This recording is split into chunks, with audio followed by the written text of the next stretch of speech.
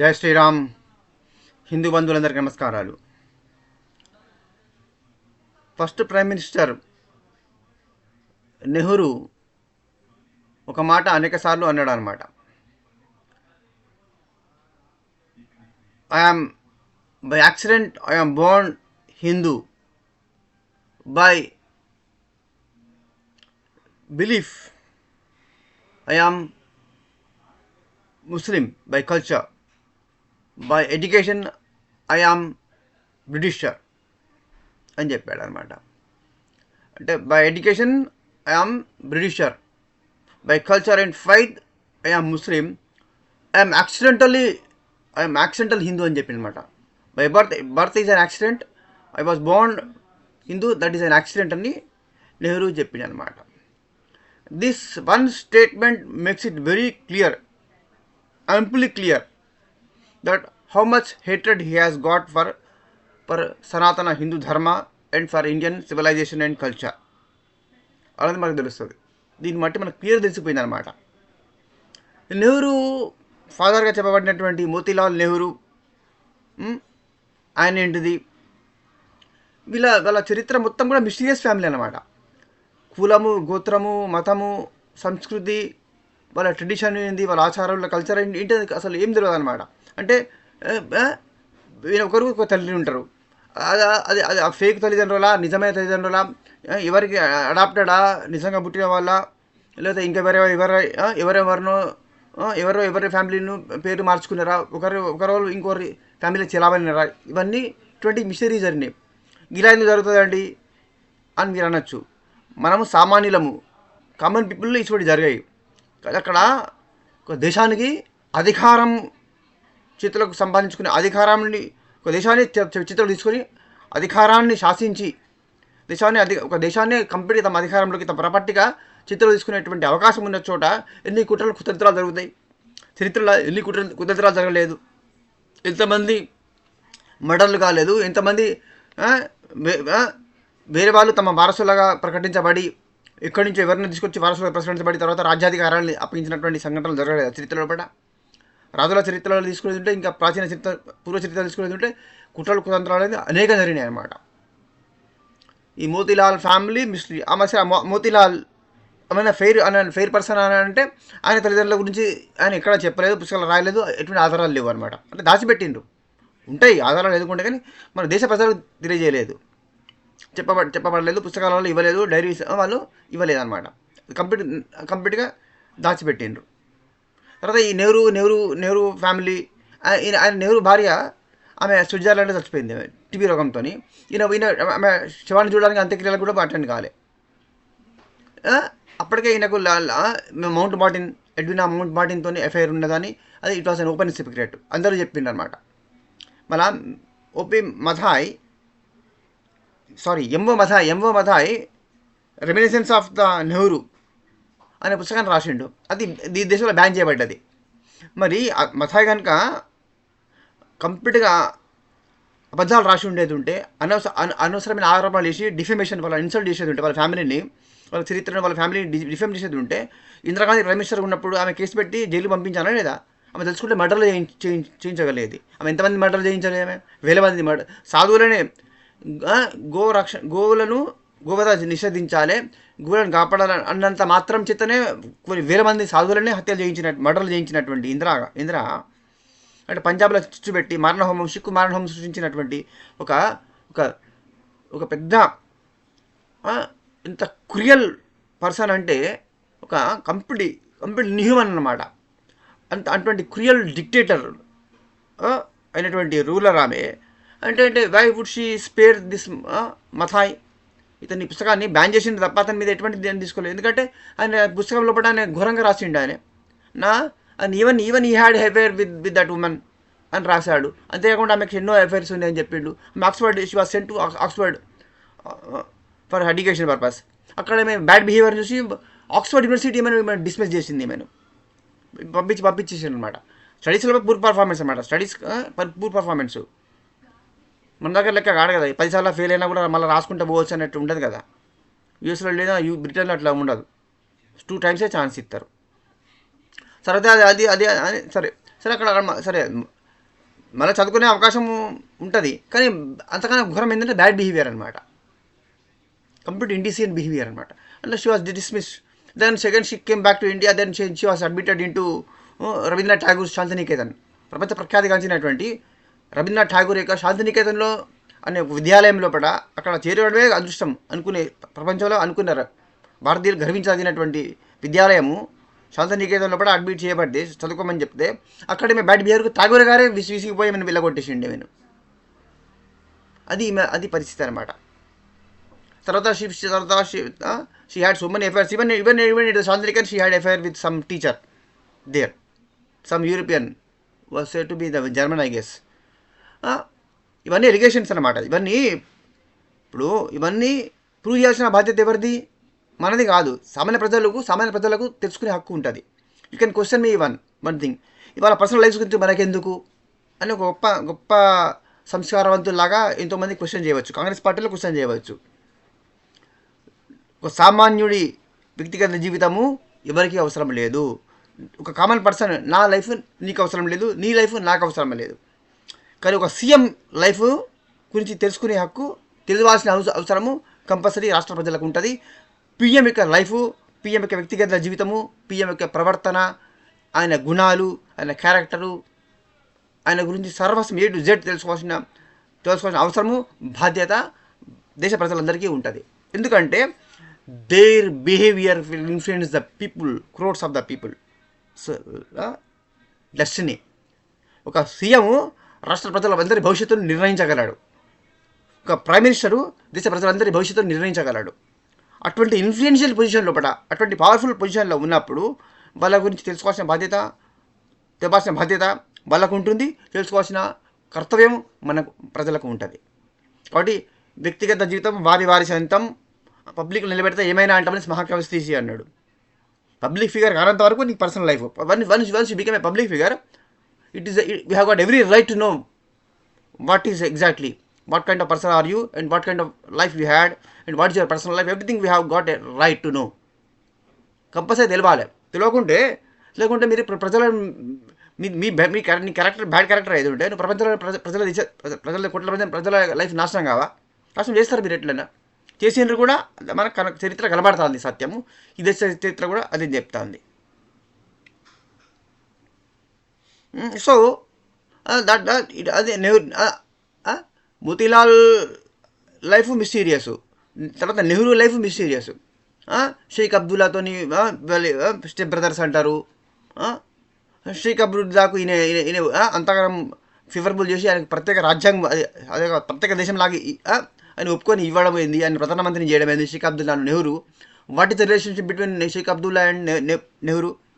మొహమ్మద్ అలీ జిన్నాతో నీకున్న ఇదేంటిది? వాళ్ళు బ్రదర్స్ అని ఎందుకంటారు మొహమ్మద్ అలీ జిన్నాను వీళ్ళు?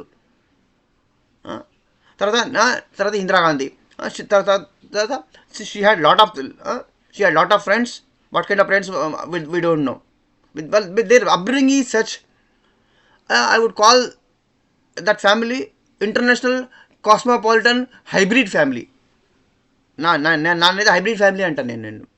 ఎందుకంటే ఇప్పుడు నన్ను అడిగింది అనుకోండి, నా పేరు నరసింహ ప్రసాద్, ఇన్షార్ట్గా ప్రసాద్ అంటారు అనుకో. నా తల్లిదండ్రులు వీరు, నా భాష ఇది, నేను పుట్టిన ప్రాంతం ఇది.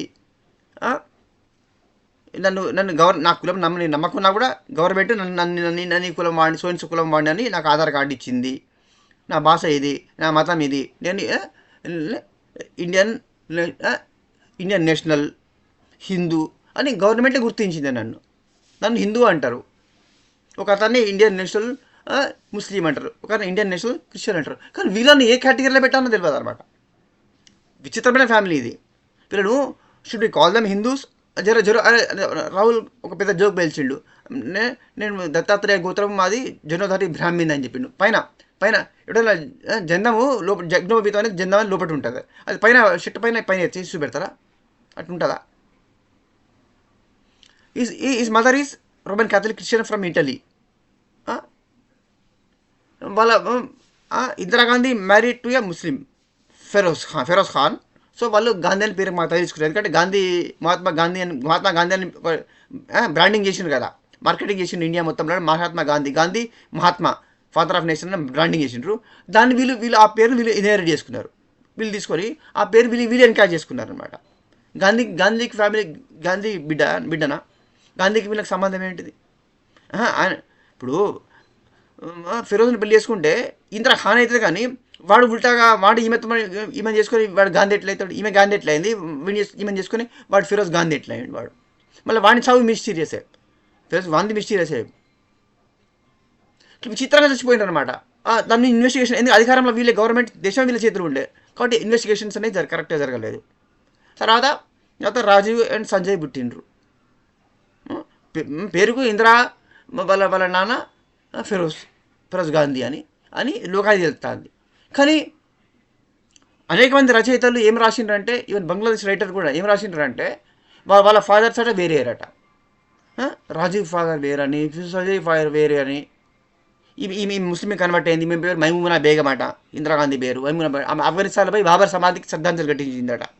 ఇది నట్వర్ సింగ్, వాళ్ళ ఇందిరాగాంధీ క్యాబినెట్లో పనిచేసినటువంటి నట్వర్ సింగ్ అనే ఒక క్యాబినెట్ మంత్రి అని చెప్పిండి, రాసిండి ఆయన పుస్తకంలో పాట. ఆయన మాట మన అర్థమని కదా. ఆయనైతే విశ్వాసపత్రుడు కదా, వాళ్ళ పార్టీ వాడే, వాళ్ళ కాంగ్రెస్ విశ్వాసపత్రుడు. మళ్ళీ ఇందిరాగాంధీ క్లోజ్ అతను ఆమెతో పాటు ఆఫ్ఘనిస్తాన్ వెళ్ళిండు టూర్లో పడ. ఆమె బాబర్ సమాధికి శ్రద్ధాంజలి ఘటించింది. ఇవాళ నేను నా చరిత్ర రిఫ్రెష్ చేసుకుంటానా నేను అంటే ఆమె అక్కడ దాన్ని బట్టి ఆమె బాబర్ యొక్క లెగసీని కంటిన్యూ చేయాలనుకున్నది భారతదేశం లోపల అనేది ఇక్కడ అని అర్థమైందని నట్వర్ సింగ్ కామెంట్ చేసింది ఆయన పుస్తకం లోపల. అంటే the people they are believing that they are the inheritance of Mohammed Ghazni, Ghori, Babur, Aurangzeb. మరి ఔరంగజేబు, బాబరు, ఘోరీ, మొహమ్మద్ గజ్నీ, ఔరంగజేబుల వారసులు అయిన వాళ్ళు ఈ దేశానికి వాళ్ళకు శత్రువులే తప్ప ఈ దేశానికి వాళ్ళు మేలు ఎందుకు చేస్తారు? వాళ్ళు మన హిందువులకు భారతదేశానికి శత్రువులు అన్నట్టే కదా. వాళ్ళు మన ఈ దేశానికి వాళ్ళు స్టేజ్ ప్లేస్ ఎట్లయితారు, వాళ్ళు వెల్విషర్స్ ఎట్లయితారు, ఈ దేశానికి దేశభక్తులు ఎట్లయితారు, ఈ దేశాన్ని రక్షించే వాళ్ళు ఎట్లా అవుతారు? అటువంటి ఫ్యామిలీని, అటువంటి లీడర్, అటువంటి వాళ్ళని ఎన్నుకున్నటువంటి ప్రజలను ఏమనాలే? వీళ్ళ అసలు మనుషులు, భారతదేశ ప్రజలు, భారతీయులు, దేశభక్తులు, తెలివైన వాళ్ళ, వివేకం ఉన్న వాళ్ళ అనుకోవచ్చా? లేకపోతే వీళ్ళ మన భారతదేశ ప్రజలు వాళ్ళ ఓటేషన్ అందరినీ కూడా ఎలియన్స్ అనుకో అన్న, aliens came from some other galaxy, some other planet అనుకోవాలా? That is a very big question అనమాట. అదొక సర్ప్రైజ్. తర్వాత సంజయ్ గాంధీ డెత్ అయింది, ఎయిర్ క్రాష్ డెత్ అయింది, అది మిస్టీరియస్. ఈ ఇందిరాగాంధీని వాళ్ళ బాడీ గార్డే చంపిండు. మరి అట్లా సడన్గా ఎందుకు చంపిండు అంటే ఆపరేషన్ బ్లూ స్టార్ అది కారణం వల్ల చంపిండని అనుకుంటాం. రాజీవ్ గాంధీని అక్కడ పెరంబుదూర్ లోపల, తమిళనాడు లోపల ఎల్డిటి టెర్రస్లో చంపిండ్రు. ఎప్పుడు ప్రతి ప్రోగ్రాము, ప్రతి మీటింగ్ అటెండ్ అయ్యే సోనియా గాంధీ ఆ మీటింగ్ మాత్రం అటెండ్ కావాలి. ఆమెకు ముందుగానే తెలిసినట్టు ఇక్కడ ప్రమాదం జరగబోతుంది, జాగ్రత్తగా ఉండాలని ఇంటికానే ఉన్నది ఆమె. ఈయన ఒక్కడే పోయి నేను మటాస్ అయిపోయాడు, అక్కడ బ్లాస్ట్ అయ్యిండు, చచ్చిపోయాడు. తర్వాత రాజీవ్ గాంధీకి క్లోజ్ ఫ్రెండ్స్గా ఉండి ఈ కాంగ్రెస్ పార్టీని బాగా డెవలప్ చేయగలిగినటువంటి స్ట్రాంగ్ లీడర్స్ అయినటువంటి మాధవరావు సింధియా, రాజేష్ పైలట్, వాళ్ళు యాక్సిడెంట్లో చచ్చిపోయినారు. మరి యాక్సిడెంట్ ఎవరు చేయించారు? యాక్సిడెంట్స్ మీద నిజంగా కుట్రలా కాదా అని ఇన్వెస్టిగేషన్ చేసిండ్రా కాంగ్రెస్ పార్టీ? ఇద్దరు సోనియా గాంధీ చేయించిందా? చెప్పలే. అది అట్లా వాళ్ళే మిస్టీరియస్ డెత్సే. ఇప్పుడు రాహుల్ ఫేక్ గాంధీ, ఈయన పెళ్లి చేసుకున్నా తెలియదు. ఫారెన్లో పెళ్లి చేసుకున్నాడు, ఆయన పిల్లలు ఉన్నారు, ఫ్యామిలీ ఉన్నదని చెప్తారు. ఇక్కడ పెళ్లి కాలేదని చెప్తారు. ప్రియాంక వాద్రా అని పెళ్లి చేసుకున్నది. వాడు ఒక లోయర్ మిడిల్ క్లాస్ వాడు, ఒక చిన్న షాప్ ఉండేది వానికి. అటువంటి వాడు పెద్ద 1000 కోట్ల కరోడ్పతి అయిపోయాడు. ఎన్ని 1000 కోట్ల సంపాదించాడు? అదొక సీక్రెట్, మిస్టరీ అన్నమాట. అంటే వాళ్ళ కల్చరు, వాళ్ళ భాష, వాళ్ళ కులము, వాళ్ళ మతము, వాళ్ళ ఏం ఫ్యామిలీ, వాళ్ళ మతం ఏంది, వాళ్ళ కులం ఏంది, వాళ్ళ వంశం ఏంది, వాళ్ళ భాష ఏంది, వాళ్ళ కల్చర్ ఏంది, వాళ్ళ విశ్వాసాలు ఏంటి, అసలు వాళ్ళు ఏ దేశలిస్టులు. రాహుల్ బ్రిటిష్ సిటిజన్ అంటారు, రాహుల్ బిన్సీ అంటారు. అక్కడ బ్రిటిష్ సిటిజన్షిప్ ఉన్నదట ఆయనకు, మరి ఇక్కడేమో ఇండియాలో సిటిజన్షిప్ ఉన్నది అంటారు. రెండు దేశాల హోసత్వం ఉండడం రాజ్యాంగ విరుద్ధం, మన ఇండియన్ కాన్స్టిట్యూషన్లో లేనే లేదు. అంటే ఆయన ఇండియన్ సిటిజనా కాదా? ఇదొక మిస్టరీ. ఆయన పెళ్ళి అయిందా కాలేదా? ఇదొక మిస్టరీ. ఒక ₹1,00,000 కూడా లేనటువంటి వాడు, ఒక అతి పెద్దవాడు పెళ్లి చేసుకున్నంత మాత్రాన ప్రియాంక పెళ్లి చేసుకోగానే 1000 కోట్ల అధికారి అయిపోయింది ఆయన. రాబర్ట్ వాద్రా ఆయన ఎట్లా సంపాదించింది, ఇన్ని వేల కోట్ల ఇన్ని ఎట్లా సంపాదించిండు అంటే వాళ్ళ ఫ్యామిలీ మొత్తం కూడా మిస్టరీ, వాళ్ళ కల్చర్ మిస్టరీ, వాళ్ళ కులం, మతం, భాష, వాళ్ళ విశ్వాసాలు, వాళ్ళ ట్రెడిషన్స్, వాళ్ళ కల్చర్ అన్ని మిస్టరీ వాళ్ళవి. అటువంటి మిస్టీరియస్ ఫ్యామిలీ, అటువంటి suspicious family, suspicious characters, dubious characters, Hippocrates జీవితంలో పుట్టుకొత్త మొదలు పెట్టుకొని వాళ్ళ జీవితాలు మొత్తం అబద్ధం అన్నప్పుడు అంటే వాళ్ళ లోపల ఏమాత్రం నిజాయితీ లేదన్నట్లే కదా. ఏమాత్రం నిజాయితీ లేకుండా జీవితాలు మొత్తం అబద్ధపు జీవితాలు, అబద్ధపు పేర్లు. గాంధీ పేరు ఫ్యామిలీకి సంబంధం ఉందా వీళ్ళకు? మహాత్మా గాంధీ అని చెప్పారు. అలాగే వాళ్ళ ఫ్యామిలీకి సంబంధం ఉన్నదా? ఆ పేరుని వీళ్ళు ఎందుకు వాడుకుంటారు? ఏ స్వార్థం కోసం వాడుకుంటారు ఆ ఫ్యామిలీని? గాంధీ ఫ్యామిలీ వాళ్ళు మొత్తం మాయం. ఈ దేశంలో అడ్రస్ లేకుండా పోయిండ్రు. సుభాష్ చంద్రబోస్ అది అడ్రస్ లేకుండా పోయిండ్రు. ఆయన ఎక్కడో ఏమిదో తెలియదు. లాల్ బహదూర్ శాస్త్రి గట్టనే రాష్ట్రం గుడిపెడుతుంది చచ్చిపోయాడని చెప్పి పోస్ట్ మార్టం లేదు, ఏం లేదు. భగత్ సింగ్, చంద్రశేఖర్ ఆజాద్ ఎంతోమంది స్వతంత్ర పోరాటం చేసినటువంటి వాళ్ళ ఫ్యామిలీస్ మొత్తం మాయమైన అడ్రస్లు లేవు ఇప్పుడు. అంటే ఎవరెవరు ఎంతమంది ఏం చేసిండ్రు, ఎంతమంది సైంటిస్టులు మాయమైంది ఈ దేశంలో పట కొన్ని వేల మంది. మొత్తం వీళ్ళ జీవితాలు మొత్తము సీక్రెట్లు, మిస్టరీసు, సస్పెన్సు, పచ్చి డూబియస్ క్యారెక్టర్సు, పచ్చి హిపోక్రాట్సు, పచ్చి అబద్ధాల కోరులు. వీళ్ళ జీవితాలు మొత్తం పెద్ద అబద్ధ జీవితాలు వాళ్ళవి. అటువంటి ఫ్యామిలీ ఈ దేశాన్ని 60 ఏళ్ళు బాధించిందంటే ఇది వరల్డ్ రికార్డ్, గిన్నీస్ రికార్డ్ అనమాట. అటువంటి జూటా ఫ్యామిలీ ఈ దేశాన్ని 60 years పరిపాలించింది, అదొక రికార్డు. అటువంటి ఫ్యామిలీని గెలిపించినటువంటి ప్రజలు అందరూ కూడా వండర్ఫుల్ అనమాట. వీళ్ళందరినీ కూడా ఎంతమంది పేర్లు గిన్నీస్ రికార్డులు పెట్టలేరు, కానీ నిజానికి అందరికీ గిన్నీస్ రికార్డులు ఎక్కించాల్సినటువంటి పేర్లు అనమాట. కాంగ్రెస్కు సపోర్ట్ ఇస్తున్నటువంటి వాళ్ళు, ఓట్లు ఇస్తున్నటువంటి వాళ్ళు, ఆ పార్టీలో ఉన్నటువంటి వాళ్ళందరూ కూడా they are so wonderful. I don't consider them as human beings of this planet. ఈ భూగ్రహానికి చెందినటువంటి మనుషులు మాత్రం వాళ్ళు కానే కాదు, they are aliens from some other planet అనే నా అభిప్రాయం. Please, if at all, please send your comments about this family, right from Nehru, the first Prime Minister, to this Rahul Fake Gandhi, Priyanka Vadra. ఇంతవరకు వీళ్ళందరి characters ఏంటిది, so వీళ్ళ legacy ఏంటిది, so what kind of characters are they అనే దానికి please send your comments. That is, they are very, very important. Your comments are very much appreciated. Please share and subscribe. Jai Shri Ram, Jai Shri Krishna, Vande Mataram.